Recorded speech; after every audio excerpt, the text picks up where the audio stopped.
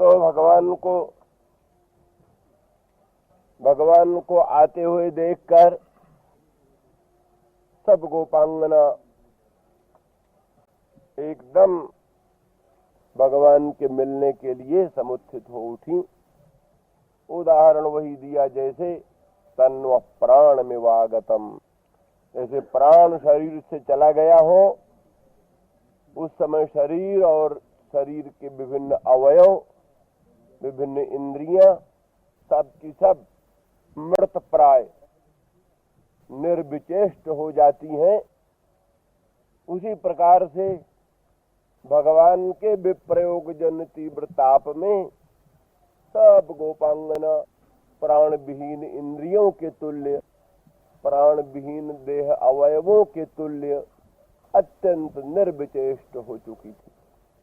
जैसे अकस्मात फिर प्राण का संचार होए तो सब इंद्रियां एकदम सचेष्ट हो उठती हैं, सभी अवयव एकाएक चेष्टावान हो उठते हैं। उसी प्रकार से भगवान कृष्णचंद्र परमानंद कंद के प्रादुर्भाव मात्र से सब गोपांगना एकदम उत्तस्थुर जुगपत सर्वा तन्व प्राण मिवागतम, जुगपत तत्क्षण एक कालावच्छेदेन सबकी सब उठी। तो फिर विभिन्न भाव से विभिन्न गोपांगनाओं ने भगवान का दर्शन किया। किसी ने भगवान के हस्तांबुज को अपने दोनों हाथों में ले लिया, किसी ने भगवान की बाहु को अपने कंधे में रख करके और अपने हृत्ताप का अपनोदन किया, किसी ने भगवान के मंगलमय पादांबुज को अपने ओरोज स्थलों में धारण करके हृत्ताप का उपशमन किया, किसी ने भगवान के मंगलमय हस्तांबुज को अपने उर स्थल में धारण किया। इत्यादि रूप से दक्षिण भाववती, बाम्य भाववती सब प्रकार की गोपांगना भगवान से मिली। दूसरी गोपांगना जो बाम्य भाववती थी वो भगवान के समीप में तो नहीं गई, लेकिन वो भ्रुकुट बंधन पूर्वक और अपने कटाक्ष स्वरों से भगवान को निरीक्षण करती हुई, अवलोकन करती हुई और अपने हृदय की भावनाओं को पूरा करती हैं। कोई भगवान को निर्निमेष नयनों द्वारा भगवान के मुखचंद्र के माधुर्यामृत का पान कर रही है, कोई अपने नेत्र रंध्रों द्वारा भगवान को हर स्थल में पधरा करके और वही भगवान के श्री अंग का संस्पर्श करती है और आनंदोद्रेक में रोमांच कंटकित होकर आनंद सिंधु में निमज्जन करती है। इस प्रकार से सब गोपांगना जितनी भर भी है, शतकोटि विस्तर 100 करोड़ वाली, 100 करोड़ संख्या वाली, 30 करोड़ संख्या किसी के मत में, किसी के करोड़ में 100 करोड़ संख्या, ऐसी गोपांगना, उनमें मुख्य 16 सहस्त्र, उनमें मुख्य 8, उनमें मुख्य 2, उनमें मुख्य 1, इस प्रकार से इनके सब क्रम बतला चुके हैं। तो वो सब गोपांगना केशव भगवान के दर्शन से सब परमोत्सव हुआ। कर्म कांड पराश्रुति भी, उपासना कांड पराश्रुति भी, ज्ञान कांड पराश्रुति भी, निषेध मुखे न प्रवृत्त श्रुति भी, विधि मुखे न प्रवृत्त श्रुति भी, सब केशव से संगत होकर के तत्व समन्वयात की दृष्टि से केशव से संगत होकर, केशव से समन्वित होकर के सभी प्रमोदित हुई, सभी आनंद समन्वित हुई और जीवों को जो अनादिकाल से भगवत विप्रयोग जन तीव्र ताप था उसकी विनिवृत्ति समझ करके और सब जो श्रुति रूपा गोपांगना भी सबकी सब संतुष्ट हुई, प्रसन्न हुई, ये सब बात का। तो आगे लिखा है, जरा भाई टायर चवाज दे देना थोड़ा, 2-3 श्लोक कह देंगे आज, जरा समाप्ति है ना, आज ही समाप्त करना। ता समादाय कालिंद्या निर्विश्य पुलिनम विभु विकसत कुंद मंदार सौरभ्य नील खटपदम। तो भगवान श्याम सुंदर उन सभी गोपांगनाओं को, यानी अब ये हुआ कि वैसे सबके अनेक मत थे, अनेक मत, अनेक भावनाएं, लेकिन भगवत विरह जन तीव्र ताप से सबकी शुद्धि हो गई। वैसे तो हम बता ही चुके हैं कि सब परम शुद्ध है, भगवत स्वरूप ही है, तथापि जो लोक दृष्टिया रस की लौकिक मर्यादा का अतिक्रमण बिना किए रसाभिव्यक्ति के सब प्रकार स्वीकृत किए जाते हैं। इस दृष्टि से जो भगवत स्वरूप भूता है उनमें भी पूर्व राग का वर्णन, उनमें भी संप्रयोग का वर्णन, उनमें भी विप्रलम्भ का वर्णन होता है। नित्य प्राप्त में भी दुर्लभत्व, वामत्व आदिकों की स्फूर्ति होती है। तो ये सब बात रस विशेष विकास की दृष्टि से ही स्वीकृत होते हैं।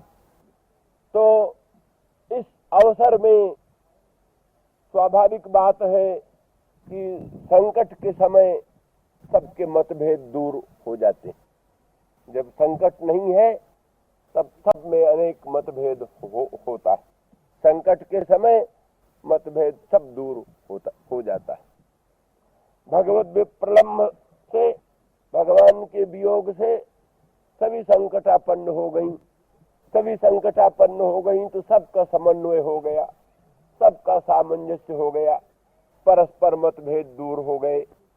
तभी ता समादाय, सबको, नहीं तो एकत्र सबका समूह बनना बहुत कठिन था। 100 करोड़ की संख्या वाली गोपांगना, विविध भाववती गोपांगना, सब की सब एकत्रित हो जाएं, ये बहुत कठिन बात थी। मतभेद शून्य होकर सबके सब प्रकट हो, ये सब बहुत असंभव बात। लेकिन अब असल बात ये है कि भगवान जो है सर्वांतर्यामी सर्वशक्तिमान प्रभु, सभी शक्तियों का समन्वय भगवान में होता ही। भगवान सर्वशक्तिमान है, सभी शक्तियां भले परस्पर विरुद्ध भी हो शक्तियां, तथापि सर्वशक्तिमान में तो सब समन्वित होती ही। इसीलिए विरुद्ध धर्माश्रय भगवान को कहते हैं। भगवान विरुद्ध धर्म, सकल विरुद्ध धर्माश्रय हैं, संपूर्ण विरुद्ध धर्मों के आश्रय हैं। इसलिए अशब्दम स्पर्शम रूपम अव्ययम तथा रसम नित्य मगंध वच्च जत इत्यादि रूप से सर्व गुण गणों से विहीन, अशेष विशेषों से अतीत भी भगवान है, और साथ ही वही सर्वगंध सर्वरस सर्वकाम सत्य संकल्प आदि वचनों से सब प्रकार के शक्तियों से समन्वित भी भगवान है। तो इस दृष्टि से अणोरणीयान भी वही है, मातो महियान भी वही है। तो भगवान सकल विरुद्ध धर्मों का आश्रय है, इसलिए विभिन्न प्रकार की शक्तियों का समन्वय भगवान में होता ही। इसलिए ता समादाय, उन सभी गोपांगनाओं को लेकर जमुना के दिव्य पुलिन में भगवान पधारे। जमुना पुलिन, पहले भी जमुना पुलिन में ही गोपांगना एकत्रित होकर भगवत स्तुति कर रही थी, पर मालूम पड़ता है पहले किसी ऐसे स्थल में एकत्रित थी जहां कोई उद्दीपन सामग्री न हो। उद्दीपन सामग्री से उनको अधिकाधिक क्षोभ होता था, इसलिए शीतल मंद सुगंध पवन भी न हो, और इसी प्रकार कमलनी के लोकोत्तर विकास भी न हो, और लताओं का, वृक्षों का संयोग भी ना हो, और इसी तरह से कुंद, मंदार, मालती, मल्लिका आदि कुछ दिव्य पुष्पों का जहाँ सुंदर विकास भी न हो, माने जहाँ उद्दीपन सामग्री कुछ भी न हो, ऐसे स्थान में निर्जन, नीरव और शून्य स्थान में जाकर, जहाँ और कुछ नहीं स्मृति हो, केवल भगवान का ही चिंतन करें, इस दृष्टि से एकत्रित होकर के भगवान की स्तुति करने लगी। इसीलिए कोई दूसरे ढंग का गीत थोड़ो ना है, तो इनका रोना था, रोना ही गाना बन गया, रोना ही गाना बन गया। जो कुछ रोने लग गई, उसी में अनेक प्रकार के ताल, स्वर, मूर्छना आदि सब उनका साथ देने लग गए, और सरस्वती उनके मुखारविंद से महत्वपूर्ण शब्द ब्रह्म के रूप में प्रकट होने लग गई। यही उनका गोपी गीत है। तो परंतु ये अवश्य है कि ऐसे स्थान में पहुंच गई कि जहां वो कोई उद्दीपन सामग्री न। अब जब फिर भगवान का प्राकट्य हुआ, साक्षात मनमथ श्री कृष्णचंद्र परमानंद कंद भगवान प्रकट हुए, फिर उन गोपांगनाओं को ऐसे स्थान में ले गए, ऐसे दिव्य जमुना पुलिन में, जहां संपूर्ण उद्दीपन सामग्रियां पूर्ण रूप से प्रकट है। तो उनको उस जमुना का जो पुलिन है, उसमें भगवान सब गोपांगनाओं को ले गए। जो जमुना का पुलिन ऐसा है, विकसत कुंद मंदार, जिसमें नाना प्रकार के कुंद, मंदार आदि उपलक्षित, कुंद, मंदार आदि उपलक्षित नाना प्रकार के पुष्प विकसित हो रहे हैं। विकसित कुंद मंदार से मतलब यह है कि उसी समय भगवत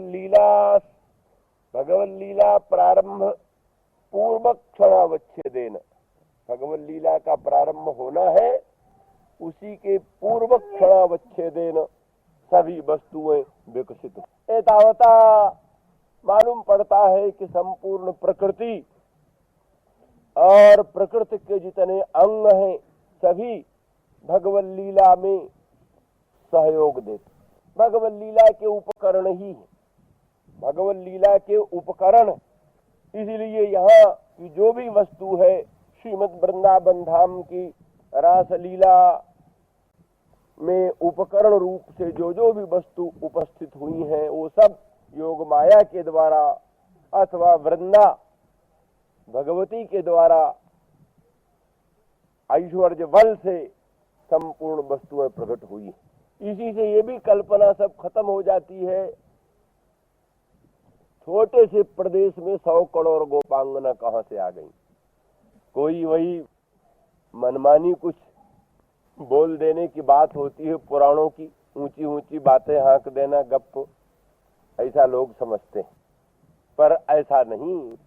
क्योंकि अव्वल तो ये सभी उपासना की चीजें हैं, उपासना की वस्तुएं हैं। ऐतिहासिक वस्तु बाह्य रूप में रही हो न रही हो, इससे कुछ मतलब नहीं। उपासना की वस्तु, उपासना की वस्तु तो जो जानते हैं उपासना के सिद्धांत को, वो जानते हैं कि इड़ा नाड़ी और पिंगला नाड़ी दोनों के मध्य में ब्रह्म नाड़ी, और ब्रह्म नाड़ी के मध्य में सुषुम्ना नाड़ी।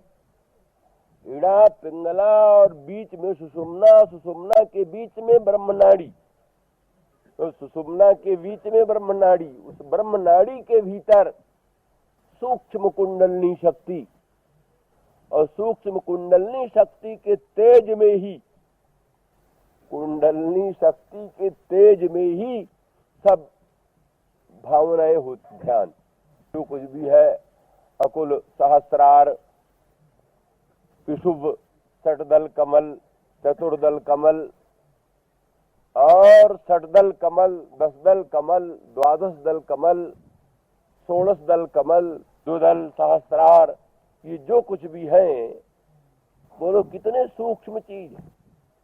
माने विषतंतु जो है,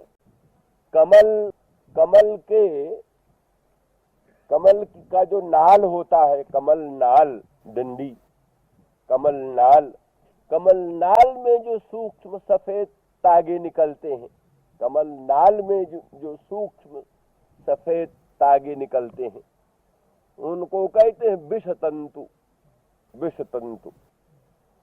तो उसको कहते हो तो विषतंतु तनीयसी, विषतंतु से भी अधिक तनीयसी है, अति सूक्ष्म है कुंडलिनी शक्ति। तो सुषुम्ना नाड़ी ही विषतंतु तनीयसी है, फिर उससे भी सूक्ष्म ब्रह्म नाड़ी, फिर उससे भी सूक्ष्म कुंडलिनी शक्ति, फिर उस कुंडलिनी शक्ति के तेज में, कुंडलिनी शक्ति का जो तेज है, उसके तेज को ही बतलाया। वो कहते विभस्वदुजुत भास्वत प्रकाशम, 10,000 सूर्य नारायण के समान प्रकाश वाली, 10,000 सूर्य नारायण के तुल्य प्रकाश। इसीलिए परशत सुधा मयूख रूपाम, माने कहते शत चंद्र देव के तुल्य अत्यंत शीतल, और कहते विद्युत पुंज पिंजराम, अनंत विद्युत पुंज के तुल्य पिंजर वर्ण की। तो ऐसी सूक्ष्मता वर्णन है। किस सूक्ष्म वस्तु है जो विषतंतु से भी अति सूक्ष्म है, उसका इतना दिव्य रूप है, और उसी के भीतर इतने कमल हैं, उन कमलों में फिर कितना बड़ा ध्यान है। अब आप समझ लीजिए कि ब्रह्मरंध्र में ही, उसी तेज में, कुंडलिनी के तेज में ही ब्रह्मरंध्र है, और उस ब्रह्मरंध्र में ही वो कहते सुधा समुद्र है, ब्रह्मरंध्र में ही सुधा समुद्र है। सुधा समुद्र के मध्य में मणिद्वीप है, मणिद्वीप के मध्य में अनेक उपवन है, मंदार वन, कल्प वाटिका आदि आदि, बहुत विस्तृत वर्णन है। और उसके मध्य में चिंतामणिमय मंदिर है, और उसके मध्य में मणिमय सिंहासन है, और उसमें फिर भगवत स्वरूप का सपरिकर भगवत स्वरूप का प्रादुर्भाव। तो फिर ऐसी परिस्थिति में क्या शंकाएं, छोटी मोटी इन शंकाओं को कुछ स्थान नहीं। भाव राज्य का विश्लेषण करने पर, भाव राज्य का विचार करने पर, अति स्थूल दृष्टि से देखें तो भी स्वप्न कहाँ दर्शन होता है? आप नाड़ियों के भीतर, नाड़ियां कितनी सूक्ष्म है, उन सूक्ष्म नाड़ियों के मध्य में ही आपको चंद्रमंडल का दर्शन, सूर्य मंडल का दर्शन, भूधर सागर का दर्शन, अनंत आकाश का दर्शन, ये सब कहाँ दर्शन हो रहा? नाड़ियों के भीतर। नाड़ियां कितनी सूक्ष्म, स्वप्न में, स्वप्न की कहानी बतलाए रहे। तो जैसे स्वप्न में सूक्ष्म नाड़ियों के भीतर अपरिगणित आकाश आदि प्रपंच का दर्शन होता है, ये सब संगत है। तो फिर वृंदावन धाम में शतकोटि प्रविस्तर गोपांगनाओं का अस्तित्व कौन सा असंभावित तत्व है? ऐसी कोई बात असंभावित तत्व नहीं, जबकि ये तर्क सिद्ध बात है। अति स्वल्प काल में महान काल का भान होता है। किसी के पेट में शूल हो गया हो, जिसको रात्रि खुर्राटे में जाते ही नहीं पता लगती कितने मिनट में रात्रि गई, और कहीं पेट में शूल हो गया हो तो एक एक सेकंड का बीतना कितना कठिन लगता है। जो ऐसे बढ़िया सौकड़ लोग हैं सोने वाले, उनको पता ही नहीं लगता कब रात बीत गई एकदम, और उनको जहाँ पेट में शूल हो गया फिर सेकंड सेकंड बीतना, मिनट मिनट बीतना। है भाई देखो अब घड़ी में कितना है, क्या है, कैसा है, अरे भाई अभी तो एक ही बजा है, आए क्या होगा, बजेगा। तो स्वल्प काल में महान काल का प्रतिभान और आनंद हो तो महान काल भी स्वल्प काल सा प्रतीत होता है। भगवान कृष्णचंद्र ही गोपांगनाओं के संगरास विलास करते करते बोले तास्ता क्षपा प्रेष्ठ तमेन नीता मयैव वृंदावन गोचरेण क्षणार्धवत्ता पुनरंग में निरे हीना मया कल्प समा बभूवुः, हीना मया कल्प समा बभूवुः। प्राणनाथ ब्रजेंद्र नंदन मदन मोहन श्याम सुंदर के साथ ब्राह्मी रात्रियां, एक एक प्रहर चतुष्टयवती रात्रि में अनंत अनंत कोटि ब्राह्मी रात्रियां सन्निविष्ट हुई। तो ब्राह्मी रात्रियों के सन्निवेश से विशिष्ट प्रहर चतुष्टयवती कितनी ही रात्रियां बीत गईं। वे कहते क्षणार्धवत्ता पुनरंग में निरे, क्षणार्ध तुल्य समझा, आधा क्षण बीता। इतनी बड़ी ब्राह्मी रात्रियां बीत गईं और गोपांगनाओं ने क्षण, आधा क्षण बीता। अरे हो गया, अरे अभी तो आए थे, अभी तो पधार, क्षणार्धवत्ता। लेकिन भगवान से रहित हो गई तो फिर कहते हो फिर तो वही कल्प समा बभूवुः, कल्प के तुल्य, एक एक क्षण आधा आधा क्षण कल्प के तुल्य उनको व्यतीत होने लगा। इस तरह से महाकाल में स्वल्प काल का प्रतिभान होने लगता है, स्वल्प काल में महाकाल का प्रतिभान होने लगता है। इसी तरह से अल्प देश में महान देश का भान होने लगता है, महान देश में अल्प देश का भान होने लगता है। ये सब संकल्पों का महत्व, संकल्पों का महत्व है।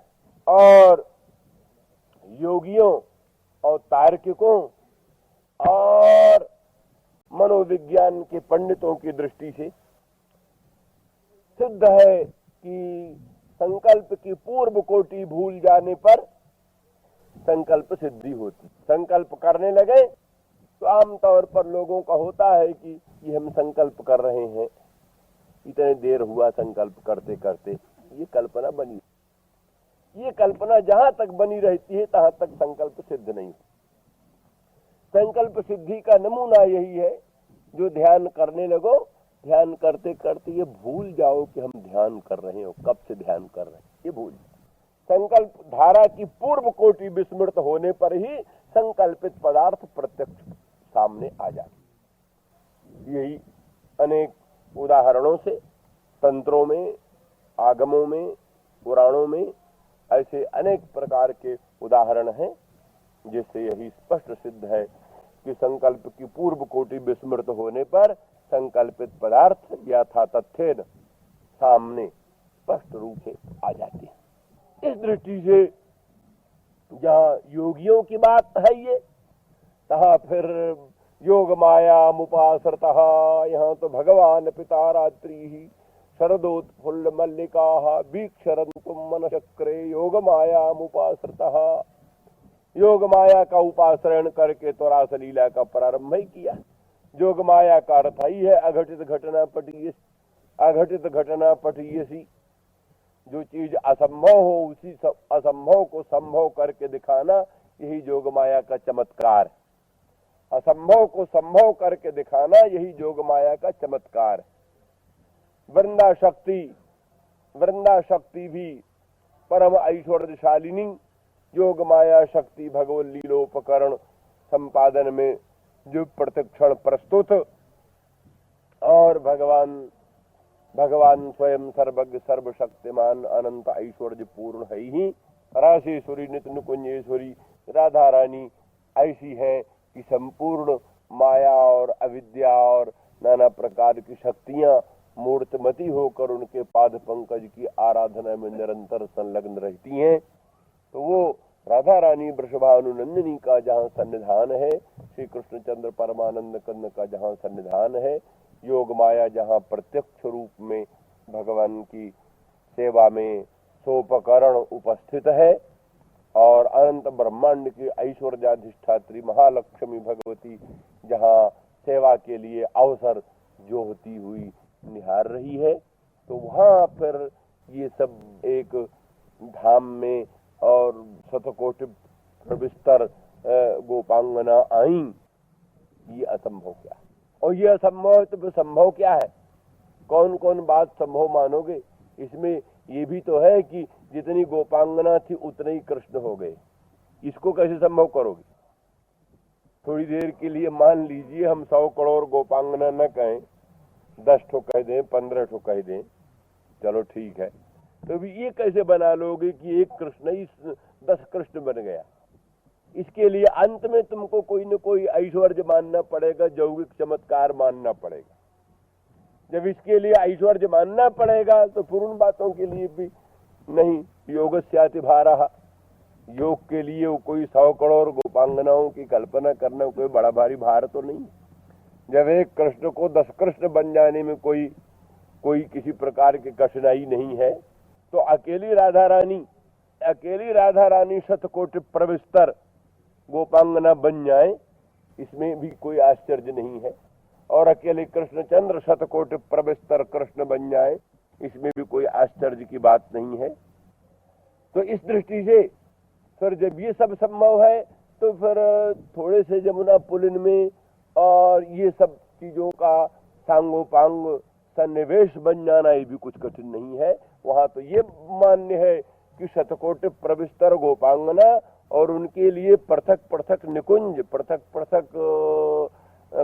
पृथक किशले तल्प, पृथक पृथक उनके वादित्र गीत नृत्य के उपकरण और विविध प्रकार के अंगराग, विविध प्रकार की उपभोग सामग्रियां, ये अघटित घटना पटी सी मंगलमयी योग माया शक्ति ने सब कुछ उपस्थापित किया। और वो सर्वेश्वर सर्वशक्तिमान प्रभु के लिए कुछ भी असंभव नहीं। इस तरह से संपूर्ण गोपांगनाओं को भगवान लेकर के उस दिव्य जमुना पुलिन में भगवान प्रवेश किया है। वहां नाना प्रकार के कुंद और मंदार उपलक्षित नाना प्रकार के पुष्प विकसित हो रहे हैं। उनका दिव्य सुगंध चारों ओर फैल रहा है। चंद्रमा के दिव्य रश्मि समूह से रात्रि के सब दोषा के सब तम आदि, दोषा रात्रि के तम आदि सब नष्ट प्राय हो चुके हैं। एकदम दिवा जैसी स्थिति बन गई है। ऐसी प्रकाश पूर्ण दिव्य अमृतमय रश्मियों से युक्त ऐसी दिव्य रात्रि की, जहां पर संपूर्ण भाव से साक्षात मनमथ उद्दीप्त हो और साक्षात मनमथ भगवान श्याम सुंदर श्री कृष्णचंद्र ही जहां विराजमान है, वहां फिर किसी प्रकार के उपकरण की न्यूनता कैसे हो सकती।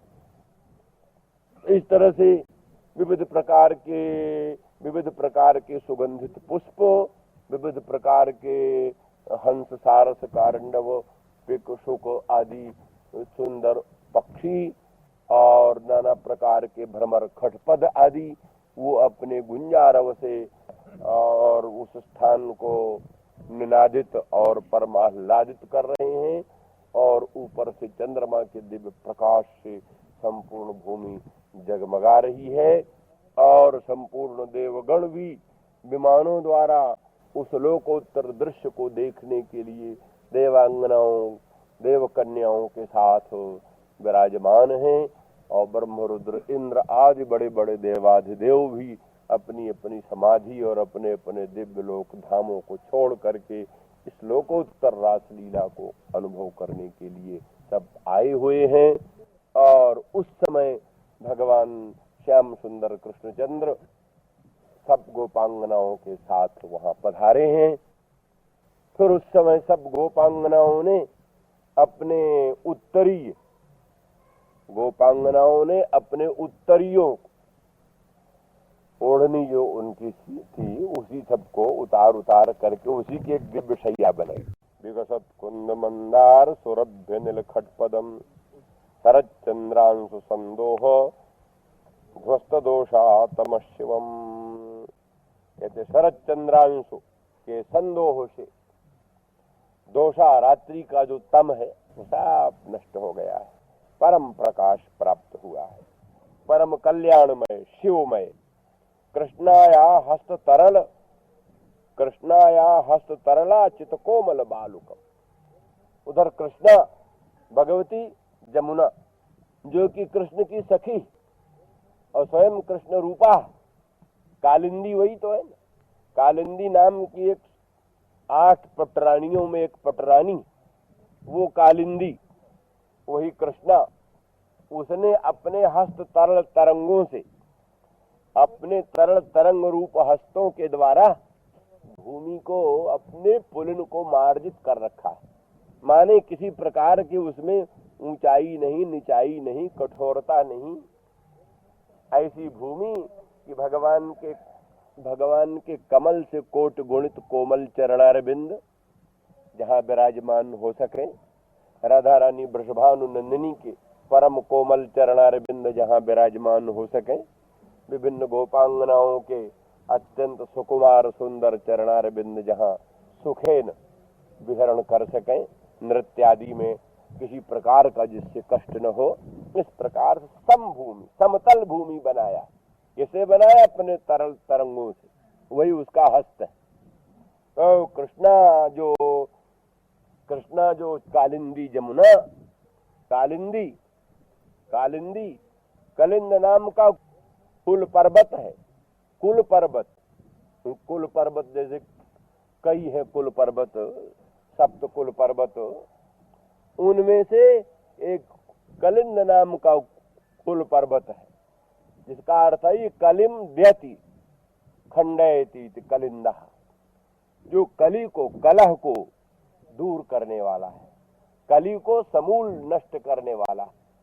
एतावता उस कलिंद की पुत्री कालिंदी, कलिंद कुल पर्वत की पुत्री कालिंदी, उस कालिंदी का ये प्रभाव है कि उसके पुलन में ये शतकोटि प्रविस्तर गोपांगना वैर भाव छोड़ करके, परस्पर के मतभेदों को भुला करके और भगवान श्री कृष्ण की रासलीला में सम्मिलित हो सकी।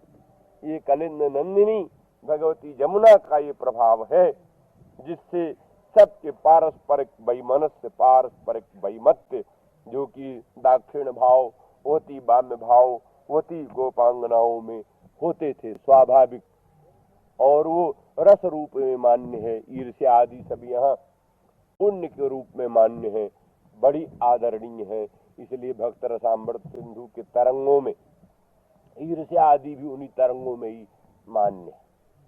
तो ये सब के सब, ये सब का प्रभाव कि इतना भिन्न भिन्न भाववती होते हुए भी जो उस जमुना पुलन में सब लोग सम्मिलित होकर के अविरोधेन श्री कृष्ण रासलीला में सहयोगिनी बन सकी, ये कहते कलिंद नंदिनी जमुना का अद्भुत प्रभाव। उसके अपने हस्तरूपी तरल तरंगों के द्वारा वो बालू इस रूप में बिछाई गई है कि कहीं भी कठोर अंश नहीं दिखाई दे, ऊंचा नीचा भाव कहीं नहीं हो और कोई कठोर वस्तु सामने न आए। इस प्रकार की बड़ी सुंदर दिव्य भूमिका बनाई है। तद्दर्शनाह्लाद विधूत हृद्रजो मनोरथान्तं श्रुतयो यथा जजुः स्वैरुत्तरीयै कुच कुङ्कुमाङ्कितैरचीकृपन्नासनमात्म बन्धवे। तद्दर्शनाह्लाद विधूत हृद्रजः, श्री भगवान कृष्ण के दर्शन से सभी गोपांगनाओं के हृदय का जो संताप था, हृदय का जो रोग था, माने हृदरोग, कामादि, कंदर्पादि, वो सब विधूत हृद्रजः, वो तो भगवान के दर्शन से ही सब कुछ समूलोन्मूलन हो गया। कोई भी समझदार पुरुष, कोई भी अभ्यासी, कोई भी साधक, कोई भी योगिंद्र मुनिंद्र कामादि दोषों को विनष्ट करने के लिए क्या करता है? भगवान के चरणारविंद का ध्यान करता है, भगवान के मुखचंद्र का ध्यान करता है, भगवान की नखमण चंद्रिका का चिंतन करता है, भगवान के दामिनीयुत विनंदक पीताम्बर का चिंतन करता है। भगवत चिंतन करने से ही तत्क्षण कामादि दोष नष्ट होते। अनुभव करके देखो, हाथ कंगन को आरती क्या, भगवान के चरणारविंद का चिंतन करते हुए तत्क्षण दोष समाप्त होते हैं। जिन दोषों का आक्रमण हुआ हो, जिन दोषों का हमला हुआ हो, उन दोषों के निराकरण करने के लिए श्री भगवान का ध्यान करो, भगवान के मुखचंद्र का ध्यान करो, भगवान की पादारविंद की नखमण चंद्रिका का चिंतन करो, अवश्य ही संपूर्ण दोष दूर होते। तो कहते तद्दर्शनाह्लाद विधूत हृद्रुजः, श्री भगवान के दर्शन से आविर्भूत होने वाला जो लोकोत्तर आह्लाद परम सुख, उस परम सुख के द्वारा ही विधूत हो गए, प्रकंपित हो गए। हृदय रूपी हृदगत जो रुख है, माने काम या कंदर्प या किसी प्रकार का विकार, हृदय का विकार, वो सब खत्म। भगवत दर्शन से ही सब आप्त काम पूर्ण काम आत्माराम परम निष्काम हो गई। तो मनोरथांतम श्रुतयो यथा जजुहु, मनोरथांतम श्रुतयो यथा जजुहु। जैसे कहते श्रुतियां मनोरथ के अंत, मनोरथ का अंत होता है जहां मन रूपी रथ की गति जहां समाप्त हो जाती है, या मनोरथ विभिन्न कामनाओं की जहां समाप्ति हो जाती है। सर्वे कामा जम प्रविशन्ति सर्वे, सब काम जिसमें समाप्त होकर अंतर्निलीन हो जाते हैं। सशांति मापनोति न काम कामी, सशांति मापनोति न काम कामी। तो जैसे श्रुतियां मौन होकर नेत नेत वचनों के द्वारा अतद व्यावर्तन के द्वारा ऐसे ऐसे परम तत्व में पर्यवसित होती हैं। मन रूपी रथ की गति जहां समाप्त हो जाती है, विभिन्न कामनाओं का जहां अंत हो जाता है, ऐसे परात्पर पर ब्रह्म तत्व में जैसे श्रुतियां पर्यवसित होती हैं, इसी प्रकार से ये गोपांगना श्री भगवान का दर्शन करके उससे उद्भूत होने वाले अनंत आह्लाद के द्वारा सब प्रकार के हृदरोगों को खत्म कर, और त्वयरुत्तरीय कुछ कुंकुमांकित ही, अपने जो उत्तरीय वस्त्र हैं, ऊपर के ओढ़ने के वस्त्र हैं, जिनमें नाना प्रकार के स्तनों में लगने वाले कुंकुमों का अंक पड़ा हुआ है, माने जो क्या नाम कुछ कुंकुमों से अंकित वो जो दिव्य उत्तरीय अपने सुंदर सुंदर मनोहर मनोहर, आइए तो आप समझ लीजिए, जब गोपांगना एक एक गोपांगना ऐसी है कि लक्ष्मी भी जिसके श्रीअंग की आभा प्रभा कांति शोभा को देखकर विलज्जित होती है, उन गोपांगनाओं के भूषण बसन अलंकार भी कोई साधारण से प्राकृत जैसे थोड़े न होंगे। जब कहते हैं कि लक्ष्मी भी अनंत ब्रह्मांड की ऐश्वर्याधिष्ठात्री भगवती महालक्ष्मी भी जिनके सौभाग्य को सिहाया करती है और इसलिए लालसा करती है कि गोपांगनाओं को जैसा सौभाग्य प्राप्त हुआ भगवत पाद पंकज स्पर्श प्राप्त करने का, वैसा सौभाग्य हमको प्राप्त हो, इस आशा से बिल्व वन में आकर तपस्या करती है, वृंदावन धाम के उस पार में आकर के। तो फिर वो गोपांगना जिनके अनंत सौंदर्य माधुर्य की प्रशंसा कवींद्रों ने और भक्तों ने मुनीन्द्रों ने खूब वर्णन किया है। गोपाल मंत्र के ध्यान में भी जिनका वर्णन आता है, कोई योगी गोपाल मंत्र जपेगा, गोपाल का ध्यान करेगा, तो गोपाल के ध्यान में गोपांगना का ध्यान आ ही जाएगा, गौओं का ध्यान आ ही जाएगा। तो वो जोगेंद्र मुनीन्द्रों की ध्येय, जोगेंद्र मुनीन्द्र जिनका ध्यान करते हैं, ऐसी गोपांगना, उन गोपांगनाओं की जो उत्तरीय, जो उनके कुछ कुंकुमों से अंकित है, उन उत्तरियों से अति कृपन्नासनम आत्मबंधवे, आत्मबंधु जो कि उनके आत्मस्वरूप हैं, उनके बंधु स्वरूप हैं, ऐसे भगवान कृष्णचंद्र परमानंद कंद मदन मोहन के लिए उसी से उन्होंने अपने कुछ कुंकुमांकित उत्तरियों से ही आसन बनाया और भगवान उसी पर विराजमान हुए।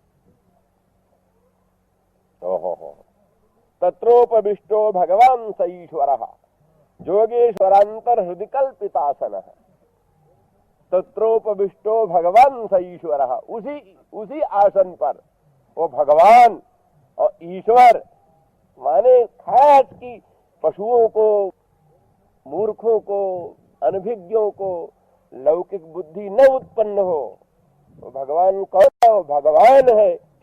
षड्विध भग ऐश्वर्य से समग्र से धर्म से जश श्रिय ज्ञान वैराग्योश्चैव शरणाम भग इतिंगना, संपूर्ण षड्भग, समग्र ज्ञान, समग्र वैराग्य, समग्र ऐश्वर्य, समग्र यश, समग्र त्रि सांगोपांग अखंड अनंत रूप में जिसमें विराजमान है वो भगवान। भगवान कोई और भी होता होगा, भगवान की आराधना करके बोले ईश्वरः स ईश्वरः, वो साक्षात ईश्वर सर्वेश्वर कुछ कुंकुमान उत्तरियों द्वारा निर्मित आसन पर वो बैठे भगवान। कौन भगवान? अरे कहने लगे जोगेश्वरांतर हृदय कल्पित आसन। जोगेश्वरों के, जोगियों नहीं, जोगेश्वर, जोगों के जो ईश्वर हैं, भगवान हनुमान, भगवान शनकादि सुकादि, भगवान भूत भावन विश्वनाथ, ये सब इनके हृदय में, अपने हृदय पंकज को जिन्होंने भगवान का आसन बना, वहां आवाहन करते हैं प्रभु आए। तुम भावजोग परिभावित हृत सरोजे, आज से श्रुते क्षित पथो नन्नाथ पुंसाम। भावजोग से हृत सरोज को परिमार्जित परिष्कृत करते हैं। भावजोग द्वारा परिष्कृत भक्तों के हृत सरोज में भगवान का प्राकट्य होता है।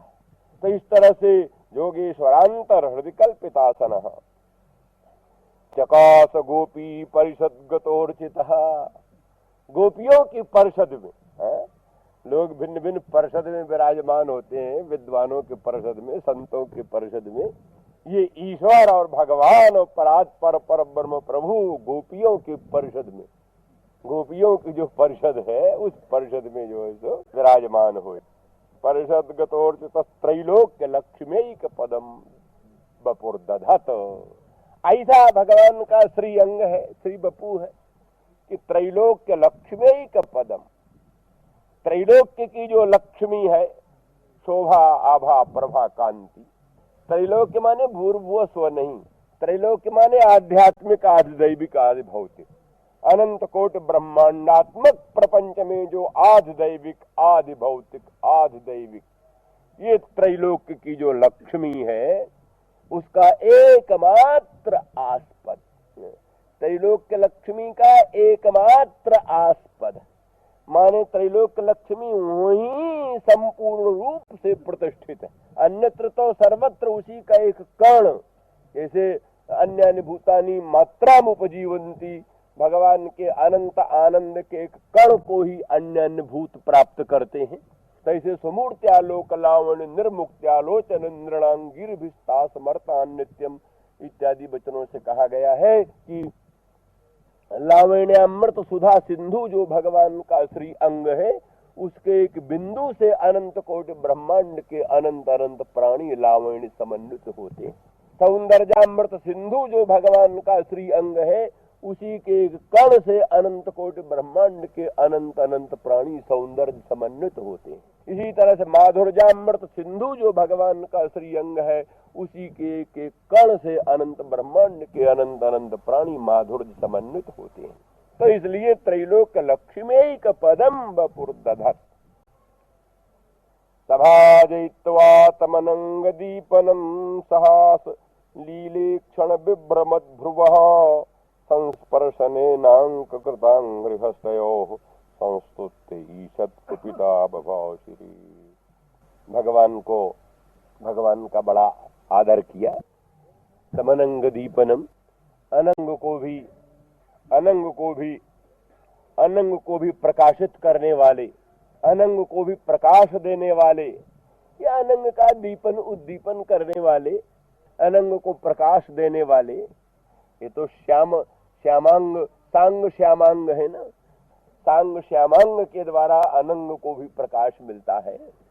तो ऐसे भगवान श्याम सुंदर श्री कृष्णचंद्र का बड़ा सम्मान करके उनके पादार बिंद को अपने हाथों में अपने अंक में लेकर के, उनमें जो प्रधान गोपांगना थी, भगवान के पादार बिंद को अपने अंक में ले लिया और स्पर्श करती हुई, थोड़ा सा कुपित होती हुई, जरा सा नाराज होती हुई, अब तक आप इस तरह से बिछुड़े रहे, विप्रलंभ से हम लोगों को संतप्त किया। और फिर भगवान से उन्होंने पूछा, अपना प्रश्नोत्तर हुआ।